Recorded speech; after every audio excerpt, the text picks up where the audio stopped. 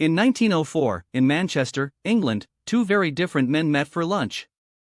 Henry Royce was a self-taught engineer who had built a small but successful electrical and mechanical engineering business, known for obsessive attention to quality. Charles Rolls was an aristocrat, a pioneering motorist, and one of the first car dealers in Britain, importing luxury cars from France. Royce had recently built his own car, dissatisfied with the unreliable vehicles available at the time, and Rolls was introduced to it by a mutual acquaintance. He was immediately impressed by its quality and smoothness compared to everything else he'd driven or sold. From that meeting came an agreement: Royce would design and build the cars, and Rolls would sell them, exclusively, under a new combined name.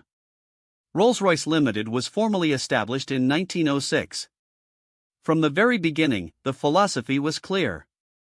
These would not be the fastest or flashiest cars on the road. They would be the most refined, the most silent, and the most reliably engineered. That philosophy produced its defining early triumph in 1907, with the launch of the Silver Ghost. It quickly earned a reputation as, in the words of the press at the time, the best car in the world, largely due to its remarkably smooth and quiet engine at a time when most cars were loud and prone to breaking down. One Silver Ghost was driven continuously for 15,000 miles in a reliability trial, with only a handful of parts needing replacement, an almost unheard of result for the era. The Silver Ghost cemented the Rolls-Royce name as synonymous with mechanical excellence. Tragedy struck the young company early. Charles Rolls, an aviation enthusiast as much as a motoring one, died in 1910 in a plane crash, becoming one of the first Britons to die in an air accident. Despite losing one of its founders so early, the company Rolls had helped establish continued forward under Henry Royce's engineering direction. Over the following decades, Rolls-Royce built a reputation not just for cars, but eventually for aircraft engines as well, work that would become just as central to the company as its automobiles, especially during the Second World War, when Rolls-Royce Merlin engines powered legendary aircraft including the Spitfire.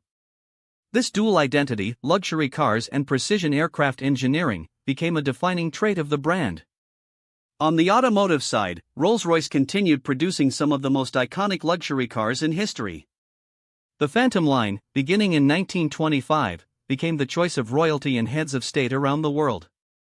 The distinctive Spirit of Ecstasy hood ornament, introduced in 1911 and depicting a woman leaning forward with her robes flowing behind her, became one of the most recognized symbols of automotive luxury on the planet.